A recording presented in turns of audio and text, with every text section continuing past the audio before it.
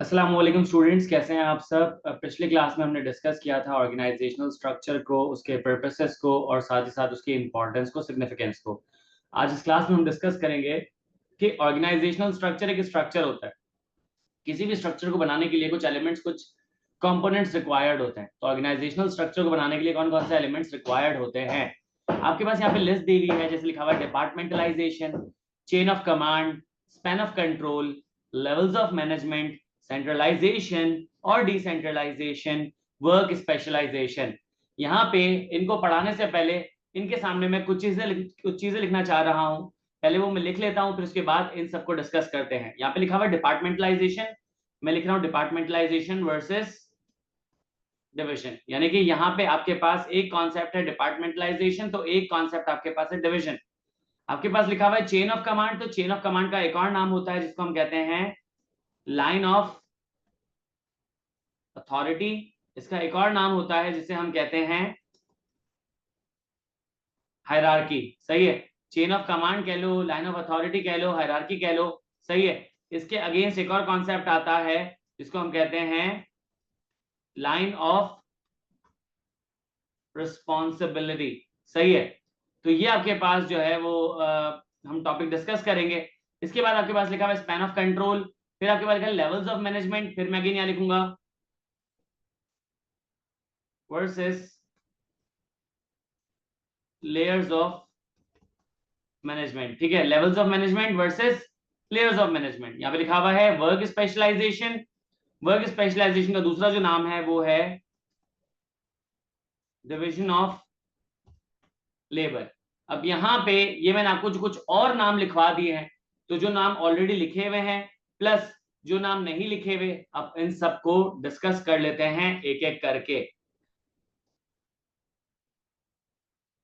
Miss SK कह रही है कि सर इसकी रिकॉर्डिंग कब मिलेगी हमें। इस क्लास के इंशाल्लाह फौरन बाद आपको मिल जाएगी। मैं यूट्यूब पे अपलोड करके आपको प्लेलिस्ट दे दूंगा, आपके व्हाट्सएप ग्रुप पे, वहां से देख लीजिएगा। ठीक है, ओके। अब यहाँ पे जो की एलिमेंट्स में सबसे पहला की एलिमेंट नजर आ रहा है वो है डिपार्टमेंटलाइजेशन। तो सबसे पहले पढ़ते हैं डिपार्टमेंटलाइजेशन क्या है, फिर पढ़ते हैं डिविजन क्या है, और दोनों में फर्क देख लेंगे। देखिए, यहाँ पे आपने अज्यूम करना पड़ेगा, अपनी इमेजिनेशन को बहुत स्ट्रांग रखिएगा, बहुत विविड रखिएगा, बहुत क्लियर रखिएगा। आपके पास एक ऑर्गेनाइजेशन है, लेट से आपके पास एक ऑर्गेनाइजेशन है डे फ्रेश। आपके पास एक कंपनी है डे फ्रेश जो कि मिल्क बना रही होती है। तो यहाँ पे आपके पास जो डे फ्रेश कंपनी है, अब जाहिर सी बात है, आप अज्यूम करो कि आप डे फ्रेश कंपनी के हेड ऑफिस के बाहर खड़े हुए हो। आपके सामने ऑफिस है, आप बाहर खड़े हुए हो, आप बिल्डिंग को देखते हो, आप अंदर जाते हो, रिसेप्शन से पूछते हो कि यहाँ पे कितने डिपार्टमेंट्स हैं।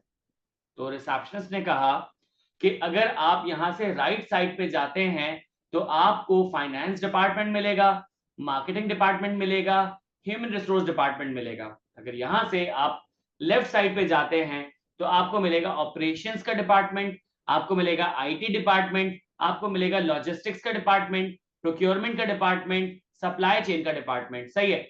अगर आप चले जाते हैं हमारे फैक्ट्री तो वहां पे आपको प्रोडक्शन का डिपार्टमेंट मिलेगा, वहां पे भी ऑपरेशंस का डिपार्टमेंट है, वहां पे भी फाइनेंस का डिपार्टमेंट है, वहां पे भी मार्केटिंग डिपार्टमेंट है, लीगल डिपार्टमेंट है। तो ये आपको डिपार्टमेंट्स मिलेंगे। सही है। तो बेसिकली आपको ये समझ आया, आप कह रहे हो कि ऑर्गेनाइजेशन के अंदर जो भी मुख्तलिफ काम हो रहे होते हैं उनको डिपार्टमेंट्स में तोड़ दिया जाता है। ऑर्गेनाइजेशन के अंदर जो भी काम हो रहे हैं उनको डिपार्टमेंट्स में तोड़ दिया जाता है। मैंने आपको ये एग्जांपल तब दी थी जब आप purpose of the organizational structure पढ़ रहे थे, और वहां पे हमने एस्टैब्लिश किया था कि ऑर्गेनाइजेशनल स्ट्रक्चर, ऑर्गेनाइजेशंस के बहुत सारे जो काम होते हैं ना, 200, 300, 400, 500, 600, उनको क्या करता है, उनको डिस्ट्रीब्यूट कर देता है इनटू सेपरेट डिपार्टमेंट्स।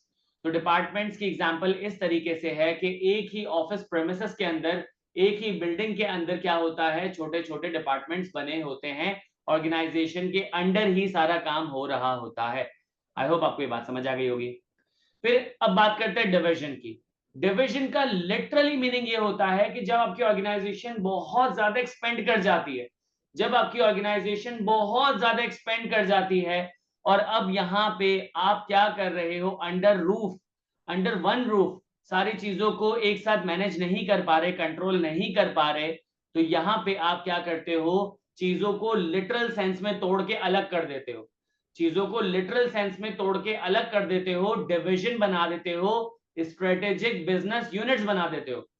सर इसकी एग्जांपल दें। भाई देखो, लेट सपोज मेरी कंपनी है, मेरी कंपनी है और मैं बना रहा होता हूँ अलग अलग प्रोडक्ट्स। मैं एक सेट ऑफ प्रोडक्ट जो बनाता हूँ ना, वो है बेवरेजेस।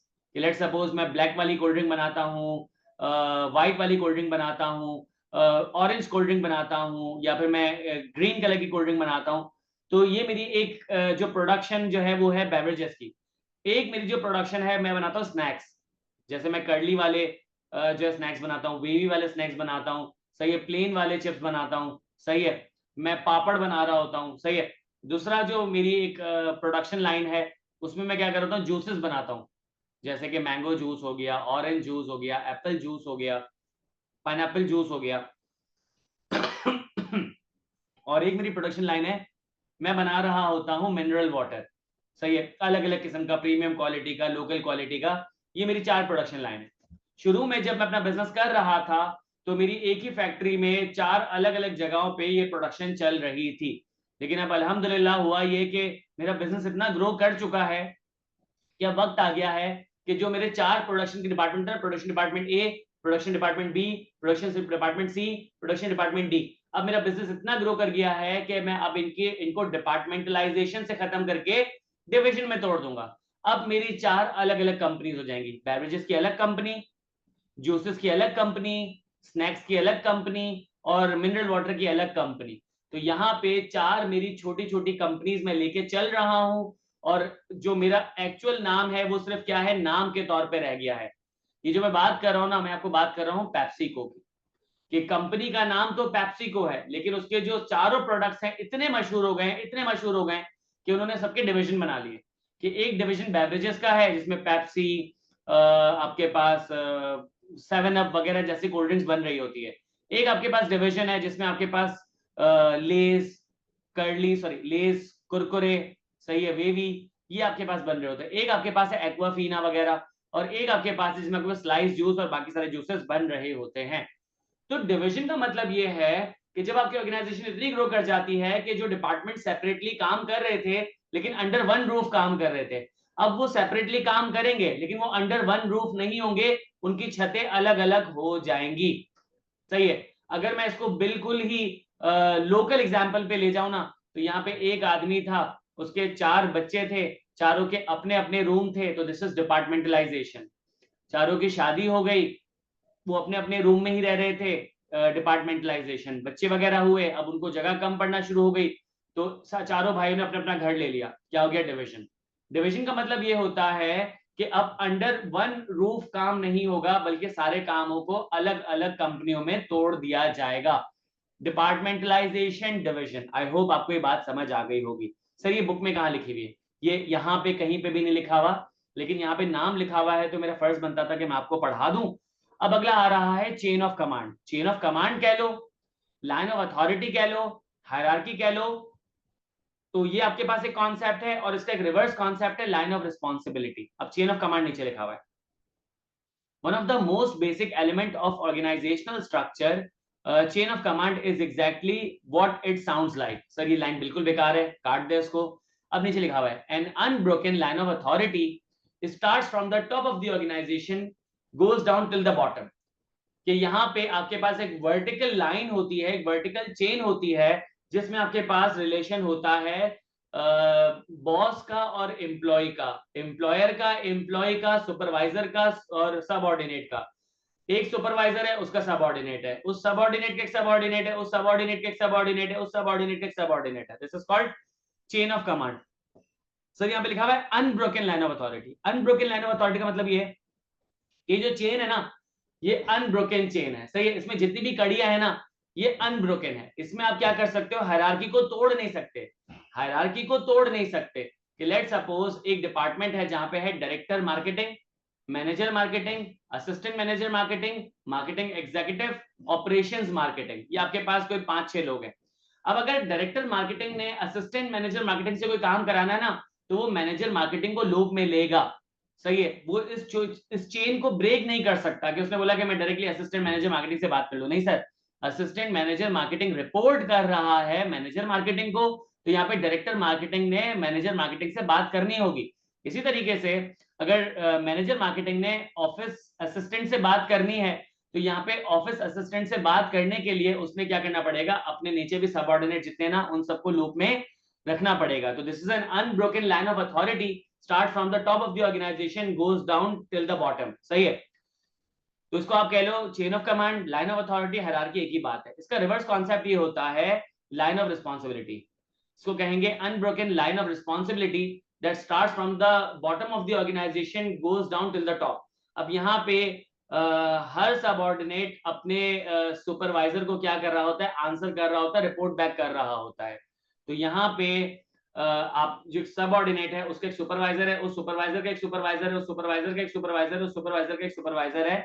तो रिवर्स में लाइन ऑफ रिस्पॉन्सिबिलिटी और स्ट्रेट टॉप डाउन क्या कहलाएगी आपके पास, line of authority. I hope ये बात आपको समझ आ गई होगी। फिर लिखा हुआ है स्पैन ऑफ कंट्रोल।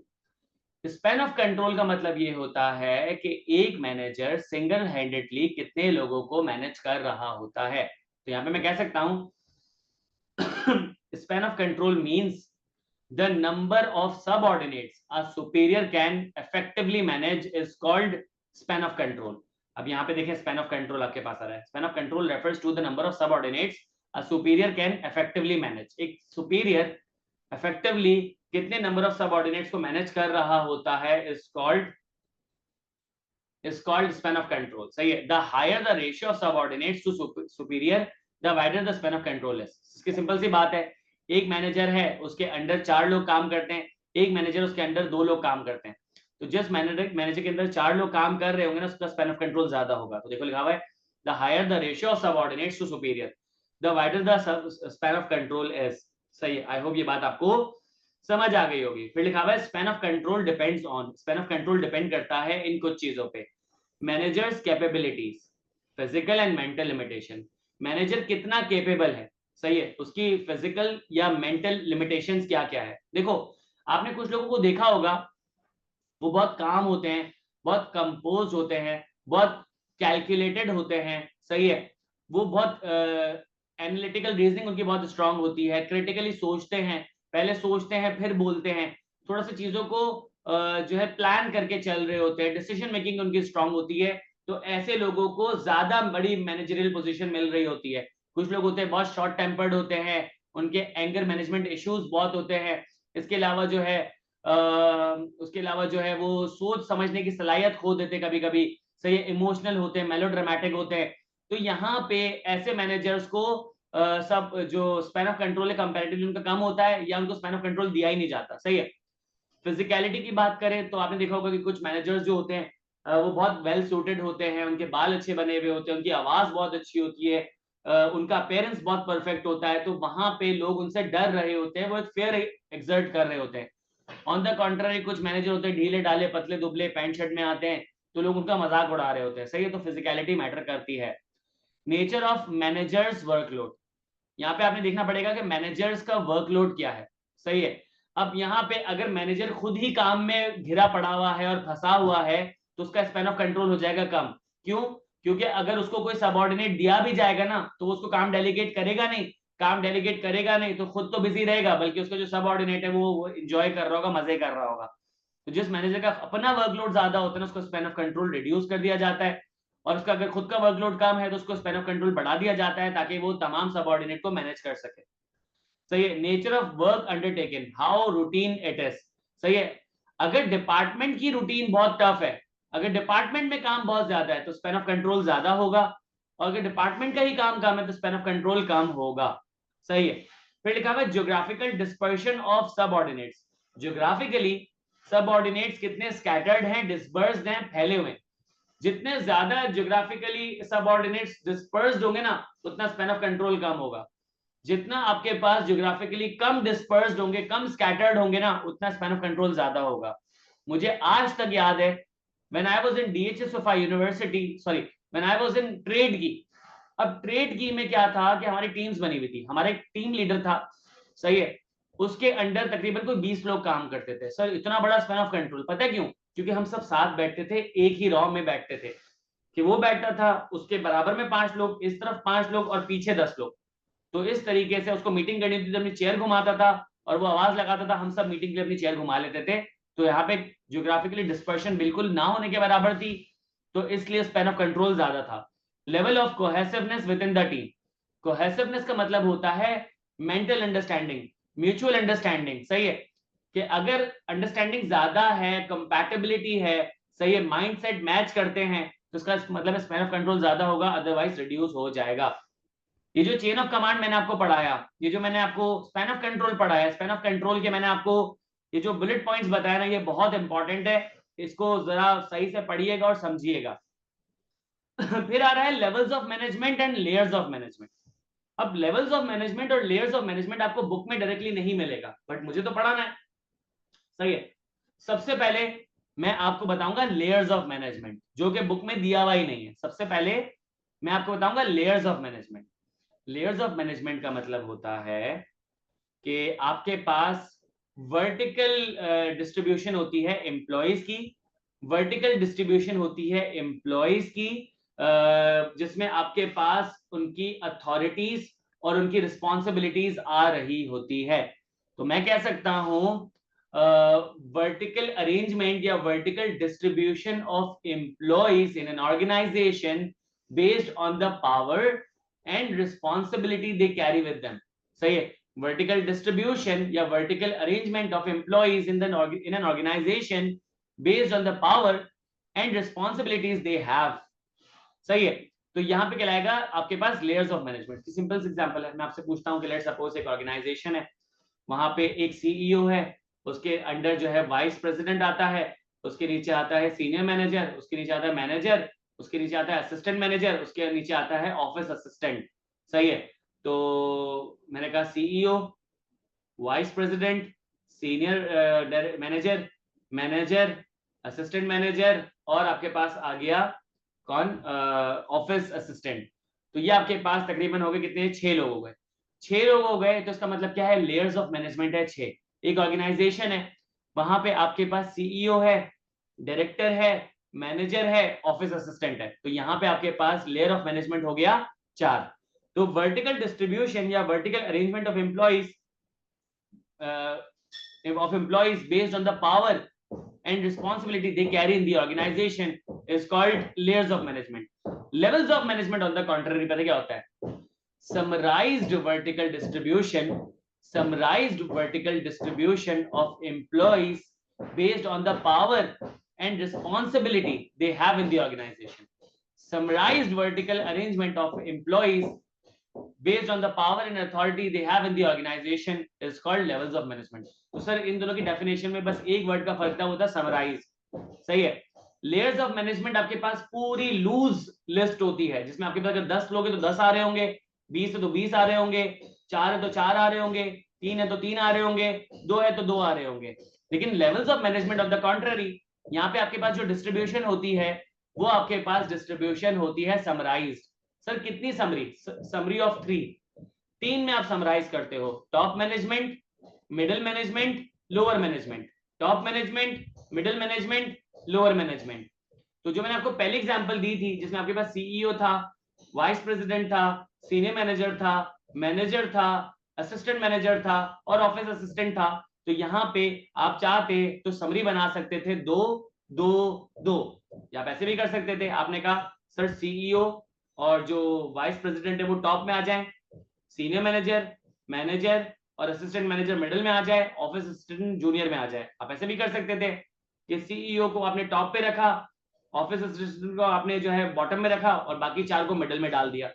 ये समरी सब्जेक्टिव होती है, ये समरी सब्जेक्टिव होती है, पर्सन टू पर्सन वेरी कर रही होती है, कि आपके लिए जो समरी है वो डिफरेंट हो, मेरे लिए समरी डिफरेंट हो। दूसरे एग्जांपल में आपके पास 4 लोग थे, आपके पास था डायरेक्टर, सॉरी आपके पास था सीईओ, फिर आपके पास था डायरेक्टर, फिर आपके पास था मैनेजर, फिर आपके पास था ऑफिस असिस्टेंट।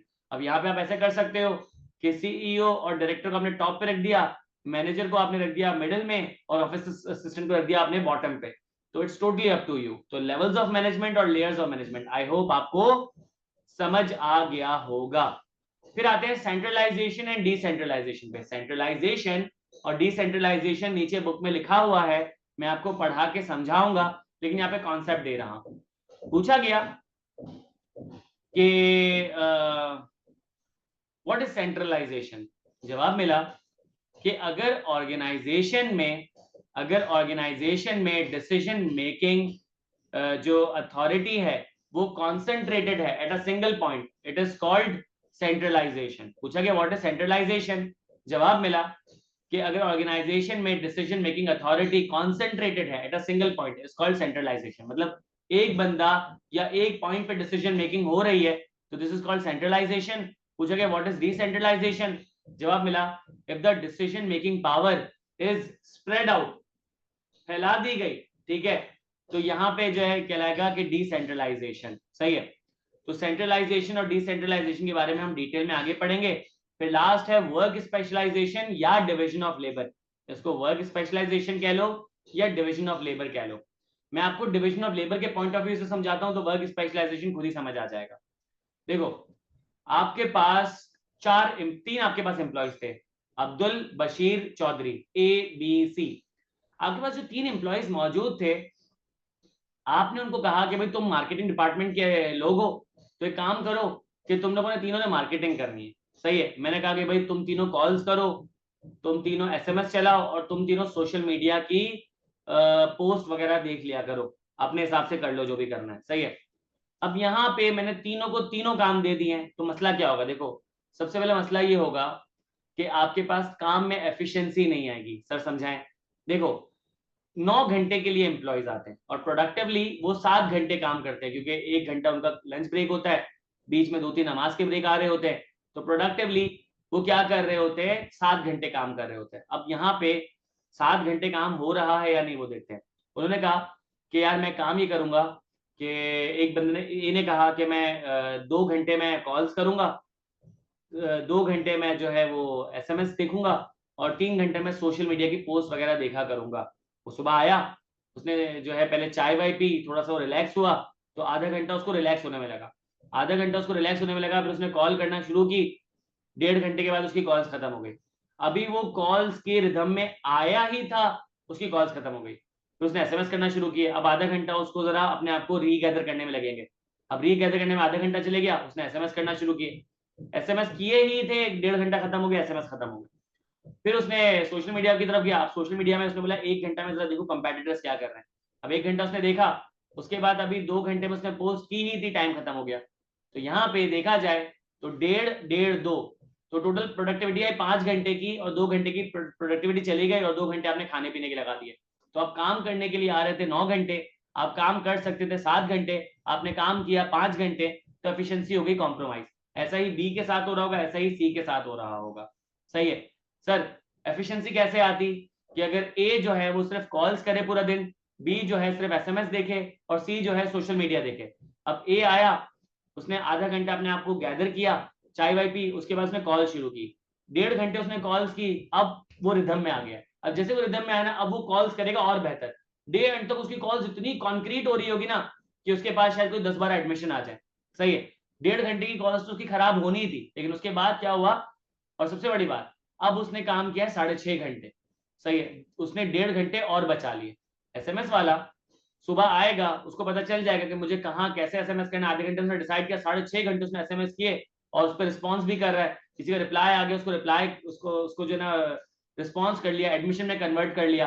पहले तो सिर्फ 1.5 घंटे SMS चला के चले जाता था, फिर अगले दिन रिस्पॉन्स करता था, उसमें बच्चा निकल जाता था। सही है, फिर जो तीसरा वाला है उसने क्या किया, 1 घंटा सोशल मीडिया की पोस्ट देखी हर जगह से कॉम्पेटिटर्स की, उसके बाद उसने क्या किया, पोस्टिंग करना शुरू कर दी, तो एफिशिएंसी बढ़ गई।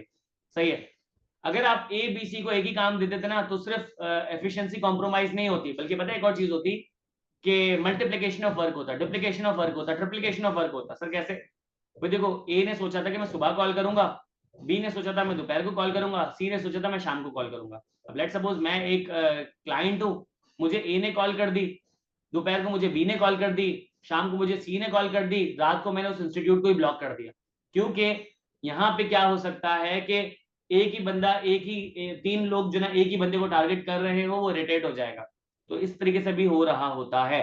सही है, तो ज्यादा बेहतर ये है कि हर बंदा वर्क स्पेशलाइजेशन के डिविजन ऑफ लेबर के थ्रू काम करे, इससे एक और फायदा होगा। At the end of the month या at the end of 3 months वो बंदा इतना सीजन हो जाएगा, इतना ट्रेन हो जाएगा ना कि अब एक बंदे को पता है कि मुझे किस किस तरीके से कॉल करनी है, कि अब तक मैंने 1000, 1200, 1500, 2000, 2500, 5000 कॉल्स कर लिया। अब मैं इतना सीजन हो गया ना कि मैं सोते हुए भी कॉल कर सकता हूँ। तो उसके काम में स्पेशलाइजेशन आ गई। सही है। एक बंदा सोशल मीडिया को 3 महीने से देख रहा है ना, तो उसका सोशल मीडिया ना बिल्कुल परफेक्ट हो गया है। अब वो सोशल मीडिया मार्केटर बन के सामने आ गया है। उसका मतलब ये है कि काम में स्पेशलाइजेशन भी आ जाती है। आई होप आपको ये बात भी समझ आ गई होगी।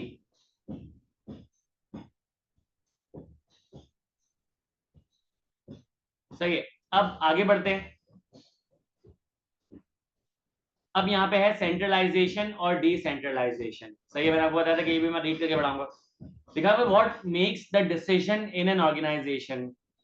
कौन who makes the decision in an organization. अगर डिसीजन मेकिंग हो रही है concentrated at a single point, this is called centralization. Decision making को स्प्रेड आउट कर दिया गया, दिस इज कॉल्ड डिसेंट्रलाइजेशन। सही है।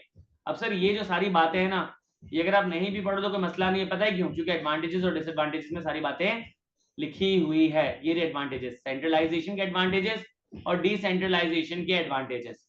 एडवांटेज नंबर 1, सेंट्रलाइजेशन जो है उसमें क्या होता है, डिसीजन मेकिंग जब मैनेजमेंट कर रही होती है तो यहाँ पे जो इंटेंट है, यहाँ पे जो इंटेंट है वो प्योर है। मैंने आपको बताया था ना कि जो एग्जीक्यूटिव डायरेक्टर्स होते हैं ना, वो क्या होते हैं, eight the end of the day employees होते हैं ऑर्गेनाइजेशन के। उनकी कॉम्पिटेंसी पे जो सवाल नहीं है, लेकिन सवाल उनकी इंटेंट पे। लेकिन ये मसला रिजॉल्व हो जाता है सेंट्रलाइज डिसीजन मेकिंग पे, जब मैनेजमेंट ही जो है, जो ओनरशिप ही जो है क्या कर रही होती है, डिसीजन मेकिंग कर रही होती है, तो उनकी इंटेंट जो है ऑर्गेनाइजेशनल गोल्स के साथ जा रही होती है। तो डिसीजन जो है सबसे वेल इंटेंटेड डिसीजन होता है। सही है। जैसे अक्सर बच्चे कहते हैं कि यार हमारे अम्मी अब्बू जो है ना वो हमें कह रहे हैं कि भाई तुम फला क्वालिफिकेशन कर लो, हम तो ये नहीं करना चाहते। तो मैं उनको कहता हूँ आप उनको इन्फॉर्मेशन प्रोवाइड कर दो, आप उनको इन्फॉर्मेशन प्रोवाइड कर दो। तो क्योंकि पेरेंट्स की जो जो डिसीजन मेकिंग होती है ना, वेल इंटेंटेड डिसीजन मेकिंग होती है। लेकिन अगर आप उनको इन्फॉर्मेशन प्रोवाइड कर दोगे तो उनकी जो डिसीजन मेकिंग होगी ना, well informed and well intended decision making होगी। सही है। तो यहाँ पे जो ओनर्स होते हैं उनकी इंटेंशन क्या होती है, ऑर्गेनाइजेशन को सक्सेसफुल बनाना। तो यहाँ पे जो ना सेंट्रलाइजेशन में फायदा ही हो जाता है कि decision making as per the goals of the organization जा रही होती है। दूसरा एडवांटेज कि देखो जब सेंट्रलाइज डिसीजन मेकिंग होती है ना, तो एक मसला क्या होता है, वो मसला ये होता है कि ग्राउंड रियलिटीज जो है ना वो नीचे के लोगों को पता होती है। तो यहाँ पे ओनर को तो पता ही नहीं होता कि मुझे करना क्या है, इन्फॉर्मेशन ही नहीं होती। तो वो इन्फॉर्मेशन किससे लेता है, सबऑर्डिनेट से। कि डे एंड पे बोलता है कि भाई तुम मुझसे आके मिल लो, तो मुझे बता दो क्या क्या हुआ था, फिर मैं अकॉर्डिंगली डिसीजन मेकिंग कर लूंगा। तो यहाँ पे तमाम एम्प्लॉयज जो है वो मैनेजर के साथ क्लोजली कनेक्टेड होते हैं। यहाँ पे एम्प्लॉयर और एम्प्लॉय का रिलेशन बहुत ज्यादा स्ट्रांग होता है, क्योंकि वो बैक एंड फोर्थ कम्युनिकेशन कर रहे होते हैं। और ये क्यों करते हैं, क्योंकि मैनेजर को इन्फॉर्मेशन चाहिए होती है। डिसएडवांटेज ये है कि जब क्राइसिस आते हैं ना, तो डिसीजन मेकिंग करना आसान हो जाती है। पता है क्यों? क्योंकि देखो हमने देखा है ना कि जो क्रिकेटर होता है वो थॉरली प्रैक्टिस कर रहा होता है, कर रहा होता है, कर रहा होता है, कर रहा होता है। तो कहीं ना कहीं उसकी मसल मेमोरी बन जाती है। फिर वो शायद नहीं भी सोच रहा होता, वो अच्छे शॉट्स प्ले कर रहा होता है, वो क्या करता है, एज देकर जो है कैच नहीं पकड़वा देता, अपनी विकेट नहीं लूज कर जाता। सिमिलरली जो मैनेजर्स होते हैं, जब वो प्रैक्टिस कर रहे होते हैं, वो डिसीजन मेकिंग कर रहे हैं सुबह से रात तक डिसीजन मेकिंग कर रहे हैं। जब एक्चुअली कोई क्राइसिस आ जाते हैं ना, तब उनकी डिसीजन मेकिंग ना बहुत स्मूथ हो जाती है, तो उनको घबराहट नहीं हो रही होती। अब सोचो एक मैनेजर डिसीजन मेकिंग कर ही नहीं रहा है, उसके एम्प्लॉयज के बिहाफ पे डिसीजन मेकिंग कर रहे हैं, और कल को कोई खतरनाक डिसीजन आ जाए, एम्प्लॉय कहे सर हम तो नहीं कर सकता, आप ही करें, तो मैनेजर बोलेगा कि यार मैं कैसे करूं, मुझे तो आदत ही नहीं डिसीजन मेकिंग करने की, तो वो फंस जाएगा। तो यहाँ पे फायदा हो जाता है। तो पहला फायदा कि डिसीजन मेकिंग की इंटेंट अच्छी होती है। दूसरा फायदा कि एम्प्लॉय और एम्प्लॉयर का रिलेशन स्ट्रांग हो जाता है। तीसरा फायदा कि क्राइसिस में डिसीजन मेकिंग आसान हो जाती है। फिर के डिसेंट्रलाइजेशन के एडवांटेज की बात करें, यहाँ पे लिखा हुआ है लोकल और जूनियर मैनेजर्स को ज्यादा इंफॉर्मेशन होती है, ग्राउंड रियलिटी ज्यादा पता होती है। तो अगर वही डिसीजन मेकिंग कर रहे हैं तो वो ज्यादा अच्छी डिसीजन मेकिंग होगी। It make sense. सही है। अगला लिखा हुआ है कि अगर आप डिसीजन मेकिंग डेलीगेट कर दोगे ना, आगे की तरफ दे दोगे, तो वहां पे जो डिविजनल लेवल पे मैनेजर्स होंगे ना, वो बहुत मोटिवेटेड फील करेंगे, उनका मोराल बहुत हाई होगा, वो बहुत कॉन्फिडेंट होंगे। सही है। तीसरा फायदा ये है कि यहाँ पे डिसीजन मेकिंग जो है ना वो क्विकली हो जाती है, क्योंकि यहाँ पे आपने हर चीज हेड ऑफिस से पूछने की जरूरत नहीं होती है। चौथा फायदा ये है कि इतनी बड़ी ऑर्गेनाइजेशन होती है कि एक एक दिन में लाखों डिसीजन आते हैं, तो यहाँ पे तो पॉसिबल ही नहीं है कि आप हेड ऑफिस से कंसल्ट करो, आप डायरेक्ट डिसीजन मेकिंग कर देते हो। तो ये 4 एडवांटेजेस हैं सेंट्रलाइजेशन के, 3 एडवांटेजेस हैं डिसेंट्रलाइज, सॉरी 4 एडवांटेजेस है डिसेंट्रलाइजेशन के, 3 एडवांटेजेस है सेंट्रलाइजेशन के। इसको जरा गौर से पढ़ लीजिएगा। सही है। अब यहाँ पे आपके पास एक छोटा सा कॉन्सेप्ट आ रहा है, tall narrow organization, wide flat organization. देखें, तो आपके पास जो आपके पास जितने भी एलिमेंट्स थे ना, ये जो भी हमने एलिमेंट्स पढ़े ऑर्गेनाइजेशनल स्ट्रक्चर के, इन एलिमेंट्स को जोड़ के आप अलग अलग शेप की ऑर्गेनाइजेशन बना सकते हो।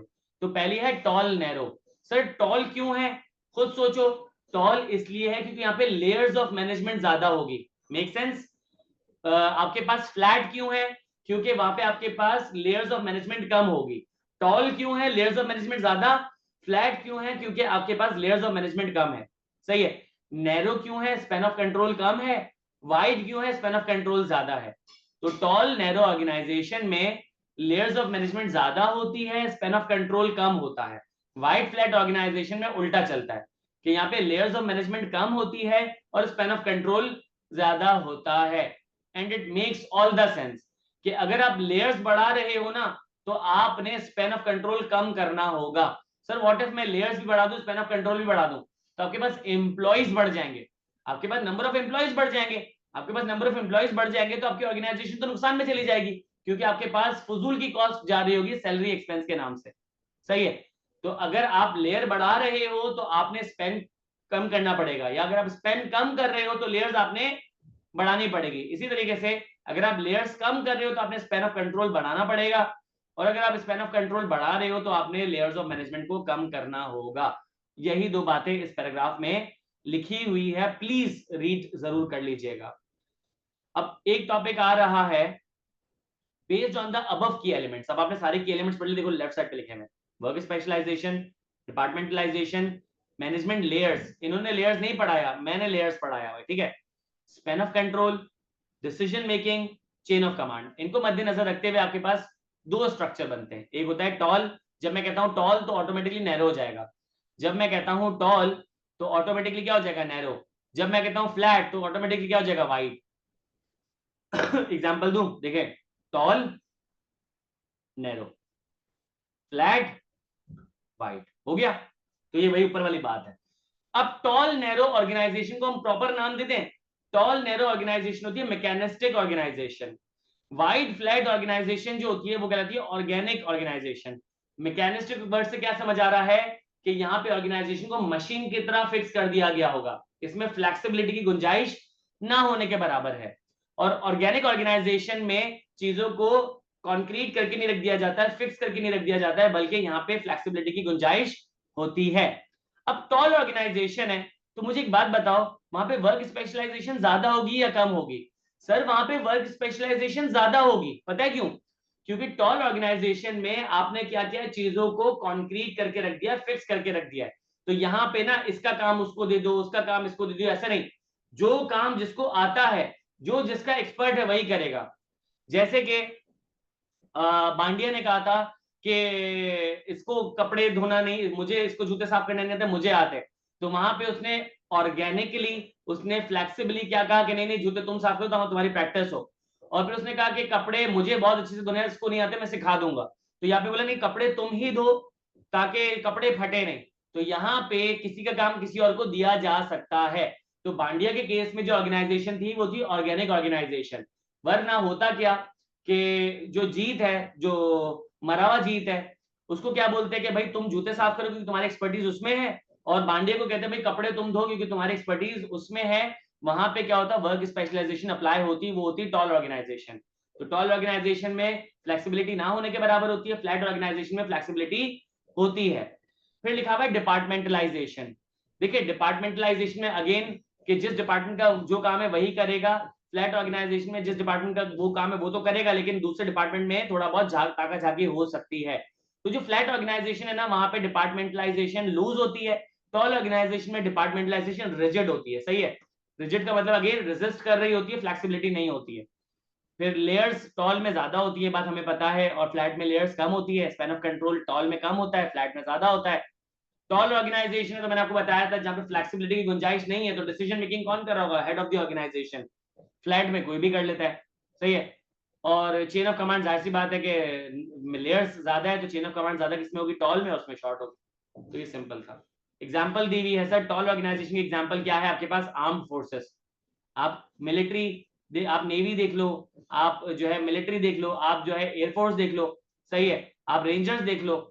तो वहां पे आप ये देखोगे उनकी ऑर्गेनाइजेशन बहुत जो है ना टॉल होती है, उसमें रैंक्स होते हैं, सही है। वहां पे जो काम जिसका होता है वही कर रहा होता है।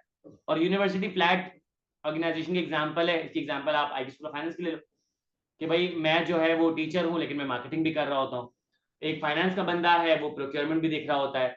एक बंदा एडमिशंस का है वो काउंसलिंग भी देख रहा होता है, सही है। तो एडमिनिस्ट्रेशन भी देख रहा होता है, प्रोक्योरमेंट भी देख रहा होता है। तो यहाँ पे थोड़ी सी फ्लेक्सिबिलिटी होती है।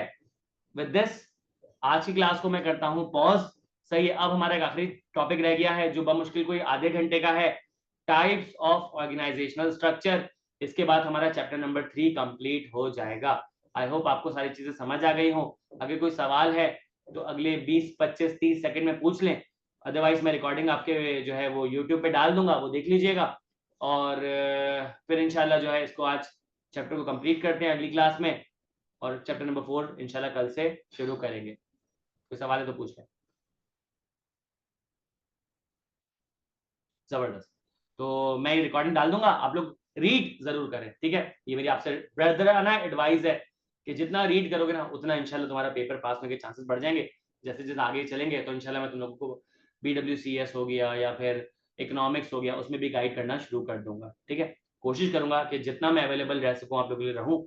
असल में बहुत बिजी काफी सारी चीजों में हूँ, लेकिन फिर भी मैं टीचर हूँ, मेरा फर्ज बनता है कि मैं आपके लिए टाइम निकालूं, और इंशाल्लाह मैं टाइम निकाल लूंगा, ठीक है। ख्याल रखिएगा। अल्लाह हाफ़िज़।